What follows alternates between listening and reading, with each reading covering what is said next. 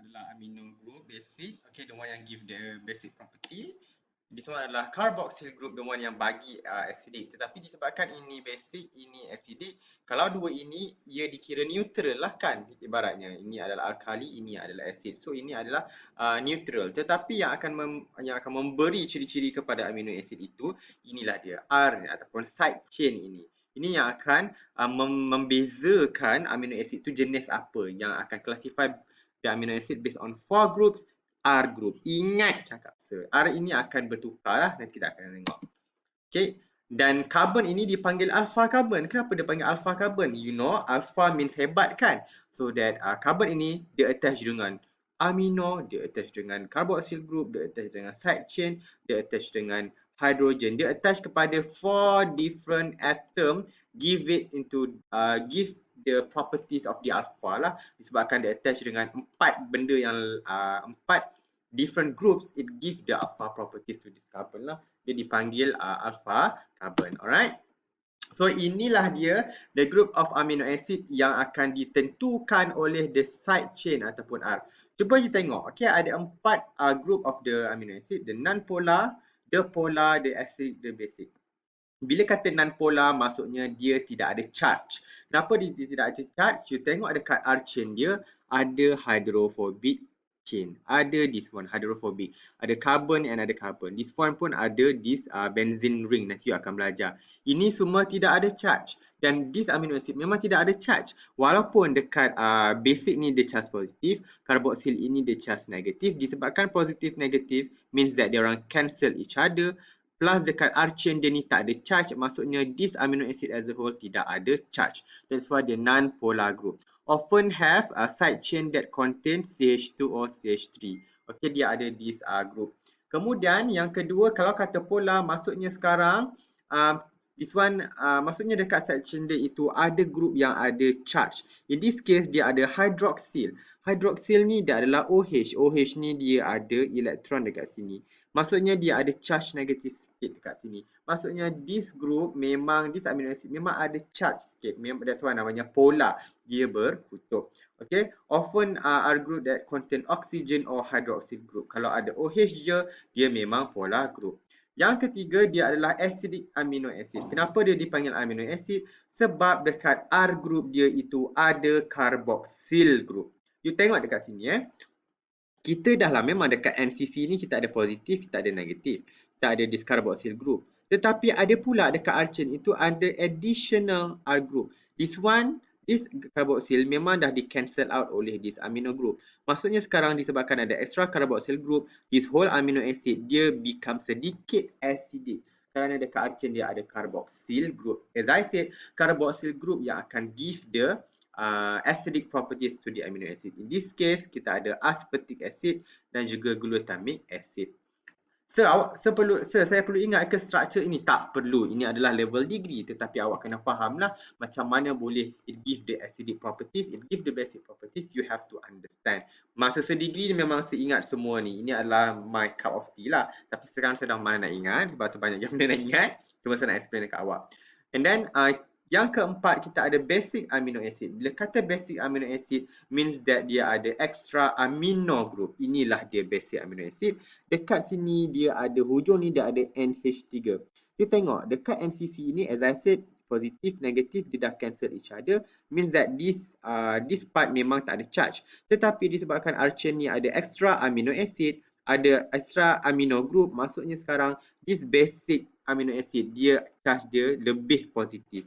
Sebab dekat R group ni ada this one lah, ada amino group, this one pun ada amino group. Means that this lysine, arginine and histidine dia adalah basic amino acid. Amine. Ialah sebab dia ada amino group. Macam mana nak ingat? Ingat ni. Kalau ada sin, genin, histidine itu adalah basic amino acid. So itu adalah 4 group of amino acid, and as I said untuk acidic dia charge negatif, and sekiranya ada group amino dia charge positif. Maksudnya basic ini dia adalah positively charged, acidic amino acid dia negatively charged. Okay, ini adalah ini adalah amino acid ini adalah semua amino acid yang berada di dalam badan kita. Keseluruhannya ada dalam tak silap saya ada 16 amino acid. Itu 20 saya tak ingat. So 5 10, ada 20 amino acid in total. Semuanya telah diklasifikasi. Awak boleh tengok non polar memang semua ada CH3 saja. Okey, dia tidak ada charge. Kalau ada positively charge, maksudnya sekarang dia adalah basic amino acid. Dia ada NH3. Okey, dia ada NH. Kalau dia negatively charge, maksudnya dia ada carboxyl group. Okey.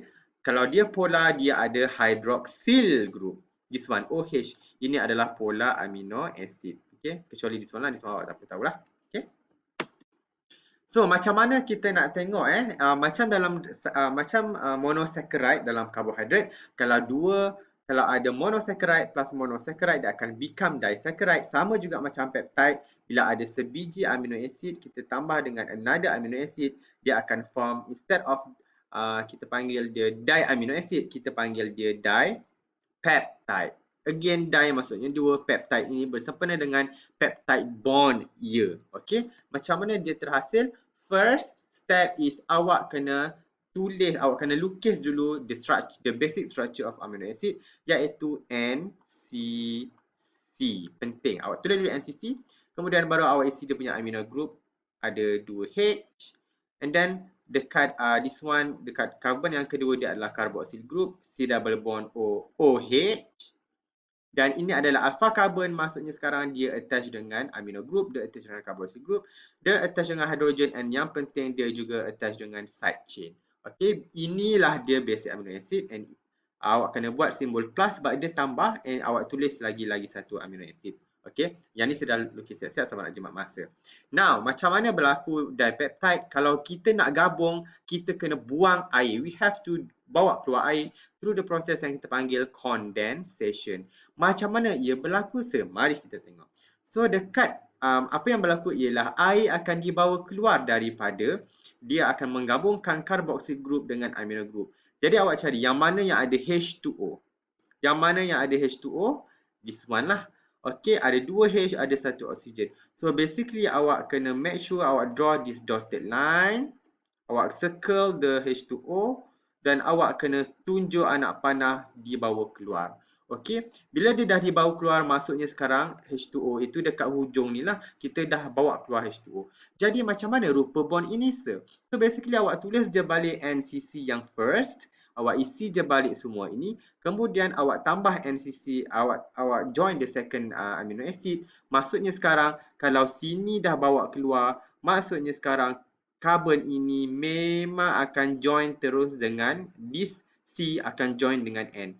Maksudnya like this lah, C ini dia akan terus join dengan N yang this one, N of the second amino acid. So awak tulis je lah balik N, C, C. Cumanya sekarang anak-anakku, awak tengok H ini, hidrogen ni, satu hidrogen daripada N ini, daripada amino group ni dah dibawa keluar. Maksudnya ada berapa je H yang tinggal dekat N? Ada satu, kedua, ada satu saja. Jadi H itu awak buat dekat atas boleh, dekat bawah pun boleh. Saya suka buat dekat bawah sebab cantik sikit. Okay, H dekat bawah. And then awak isi je lah balik. C ada R, this one ada H, and ada juga this one carboxyl group. Inilah dia. Cuma kalau awak buat macam ni, salah belum lagi. Sebab kenapa? Awak tak label dia punya bond. Yang mana peptide bond itu, sir? Bukan ini Peptide bond itu adalah this whole thing. Ini adalah peptide bond. Okay. This one, awak kena label peptide bond. Baru awak dapat markah. Inilah dia macam mana the formation of the dipeptide, which is when two amino acid 1, amino acid 2, and then involve removal of water. After that, through the process of condensation, form this dipeptide. Ini dipanggil dipeptide and lead to the formation of peptide bond. That's why namanya dipeptide, sebab bond yang terhasil itu adalah peptide bond, bukan glycosidic bond. Glycosidic bond adalah dalam karbohidrat. Kita tak bincang pasal karbohidrat, kita bincang pasal protein. That's why dia peptide bond. Alright? Jadi, macam mana pula kalau hydrolysis? Again, as I said, daripada dipeptide ini juga boleh back kepada amino acid. Kalau tadi nak join them together, kita buang air. Kalau kita nak pisahkan dia balik kepada dua amino acid, dia akan involve hydrolysis. Untuk this one, awak hanya perlu lukis je balik. Alright? Dan setelah sediakan, inilah dia jawapan dia lah. Okay, kalau hydrolysis tadi, kalau condensation tadi kita involve the formation of this peptide bond. Now, daripada sini kita patah je lah balik. That's why kalau awak buat dua arrow pun boleh. Saya prefer awak buat arrow macam ni, awak tulis atas condensation. This one awak tulis hydrolysis. Awak nak buat asing-asing pun boleh. Alright, tak ada masalah. Okay, inilah dia. Okay, daripada dipeptide kita tambah H2O. Air ni dibawa masuk balik dekat celah dipeptide ini memisahkan dua amino acid back kepada this one lah, satu amino acid 1, satu amino acid 2. Dan ini awak jangan lupa label carboxyl group and amino group. Okay. Itu adalah how does the dipeptide is formation is dia akan terhasil. Kalau kita letak lagi, we add another, if we add another, kita tambah lagi satu amino acid dekat sini, LCC, dia akan jadi makin lama dia akan makin panjang lah. In this case dipeptide ini ibaratnya dua butir tasbih. Tetapi kalau kita tambah lagi tasbih, kita tambah lagi tasbih, kita tambah lagi tasbih, maka dia akan dapatlah this one lah, this polypeptide. Kalau dua kita panggil dipeptide, kalau banyak kita panggil polypeptide. In this case awak boleh nampak lah ada berapa amino acid dekat sini. Cuba awak tengok. NCC 1 ni dikira satu amino acid, NCC ada lagi satu ini kira second amino acid, NCC yang ketiga ini dikira amino acid yang ketiga. Maksudnya sekarang ada tiga butir tasbih. Okay? And this process untuk link them together is known as condensation. After that, the bond that connected one amino acid to another is called peptide bond. Ini akan become the backbone of amino acid. Alright? Okay, in the next lecture, in the next part, kita nak tengoklah macam mana daripada, tadi kita dah tengok into more detail macam mana daripada satu tasbih, dia join kepada another, satu butir tasbih. After that, all this dia akan form this what we call polypeptide. Okay, tasbih yang terbuka ini dipanggil polypeptide. Tetapi in term of structure, kalau kita tengok in term of structure, ini dipanggil primary structure. Dia tidak bergumpal lagi, dia terbuka. Primary. Maksudnya sekarang ni itu yang utama. After that, protein kalau macam ni, dia tak function lagi. Dia tidak become hormone lagi. Dia tak become transport protein lagi. Dia tak become rambut pun lagi, keratin lagi. Dia masih tak function. Jadi, kita kena lipat dia. Lipat yang pertama, dia akan form this secondary protein structure. It can form this pleated sheet. Maksudnya sekarang, tasbih ni dia akan jadi macam ni lah. Bentuk zigzag-zigzag. Dia macam berlipat-lipat. Ataupun dia boleh berpusing macam ini. Dia akan form helices. Dia akan form this lingkaran yang kita panggil alpha helix. This one adalah secondary protein structure. Kemudian ya anak-anakku, macam mana this process, macam mana ia agak stabil disebabkan adanya hydrogen bond yang akan connect this in this case dua polypeptide. Yang ni pula satu polypeptide, this one akan adanya hydrogen bonding yang akan stabilize tingkat 1 dengan tingkat 2. Okay. Hydrogen bonding of the peptide bond akan allow it to form this repeated pattern. Kemudian daripada alpha helix tadi dia akan berlipat lagi. You kena faham protein ni sangat panjang. Dia akan berlipat lagi. Nampak ni alpha helix ni dia berlipat lagi. Dia membentuk this globular protein yang bulat. In this case dia dah become bentuk yang ketiga, tertiary protein structure. Dia akan bergumpal kepada bentuk yang 3D. Maksudnya kita boleh nampaklah dia bulat, seketul dan sebagainya lah. Alright. Dan after that, ini in this case satu polypeptide. Kalau kita ada another tertiary protein, okay, kita let's say ada lagi satu. This one adalah second polypeptide. Kita gabung diorang ni bersama. Now dia akan become this what we call quaternary structure. Inilah yang akan become protein yang functional. Okay, this one ada berapa polypeptide awak tengok? Ini ada 2 polypeptide. This one 1, this one 2. Bila diorang bergabung, diorang boleh carry out function. Okay, ini adalah the level of protein structure.